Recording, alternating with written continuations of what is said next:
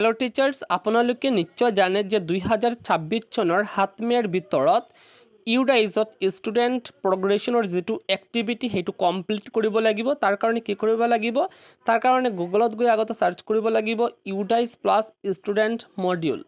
আৰু হেতু সাৰ্চ কৰাৰ লগে লগে এনেকুৱা আপোনাৰ ওচৰত পেজটো খুল খাই যাব এতিয়া ইউজাৰ আইডি আৰু পাসওয়াৰ্ড ইউজাৰ আইডি আপোনাৰ যেটো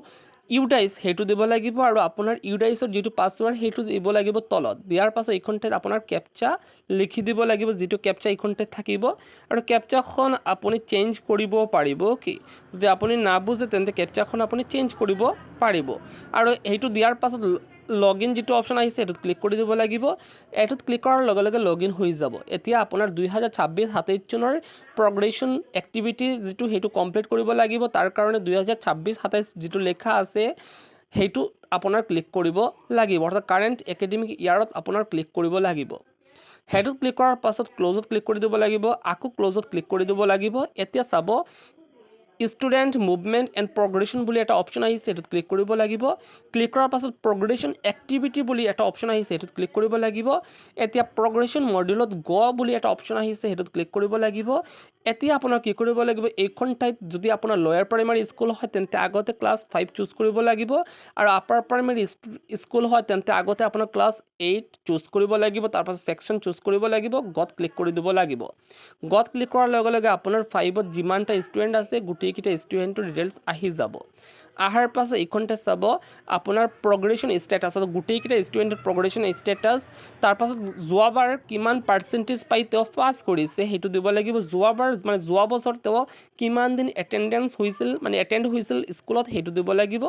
আৰু স্কুলিং ষ্টেটাস হেতু আপোনাৰ সিলেক্ট কৰিব লাগিব চাই লব এটা মই কৰি দেখাইছো যেনে তেও সেই ষ্টুডেণ্টটো এতিয়া প্ৰমোট হৈছে এতে কিমান পাৰ্সেন্টেজ মাৰ্ক পালে ষ্টুডেণ্টটো হেতু মোৰ এইখনতে দি দিব লাগিব যিমান পাৰ্সেন্টেজ মাৰ্ক পাইছে ওকে আৰু কিমান দিন এটেন্ডেন্স মানে উপস্থিত হৈছিল ষ্টুডেণ্টটো হেতু মই দি দিলো এতিয়া এইখনতে left school with TC without TC অৰ্থাৎ ক্লাস 5 ৰ পৰা এই ষ্টুডেণ্টটো এতিয়া 6 ত যাব অৰ্থাৎ মোৰ এইটো মোৰ চুজ কৰিব লাগিব left school with TC without TC কাৰণ মই আগতে 5 ৰ ক্লাস মই কৰিম ওকে আৰু সেই কাৰণে অৰ্থাৎ এতিয়া চাব এই ষ্টুডেণ্টটো 6 ত আহি যাব এনেকুৱা অটোমেটিক্যালি 6 দেখাব এইখন ঠাইত ওকে তাৰ পাছত আপুনি কি কৰিব লাগিব এতিয়া আপোনাৰ আৰু একো কৰিব নালাগে জাস্ট আপডেট বুলি যেটো অপচন আহিছে হেতু ক্লিক কৰি দিব লাগিব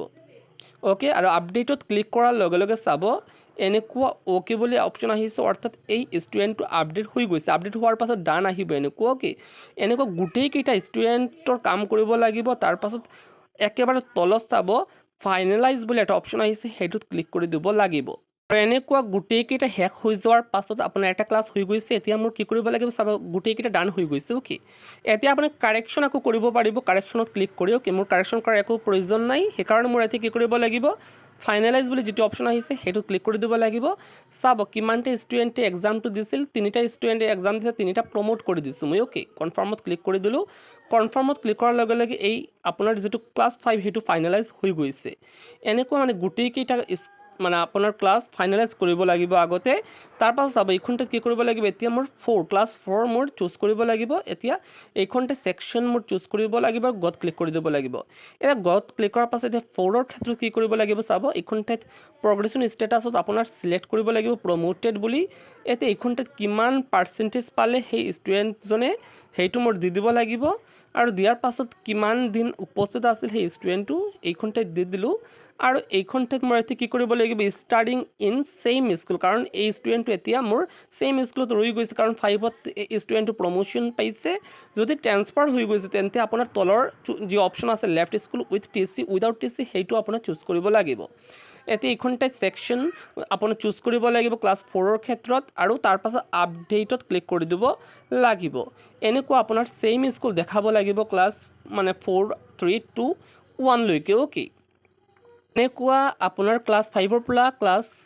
কমান লৈকে গুটেইকিটা ষ্টুডেণ্ট এনেকুৱা আপডেট কৰাৰ পাছত আকৌ আপোনাৰ কি কৰিব লাগিব এইখনতে ফাইনালাইজত ক্লিক কৰি দিব লাগিব কনফাৰ্মত ক্লিক কৰি দিব লাগিব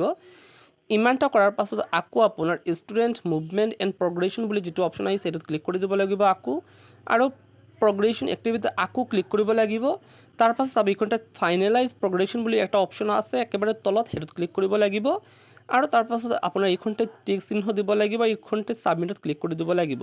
তেতিয়া আপোনাৰ ফাইনেলাইজ প্ৰগ্ৰেশ্যন হৈ যাব। এতিয়া আপোনাৰ ফাইনেলাইজ হৈ যোৱাৰ পাছত মানে ষ্টুডেণ্টছ যি প্ৰগ্ৰেশ্যন সেইটো ফাইনেলাইজ হৈ যোৱাৰ পাছত আপোনাৰ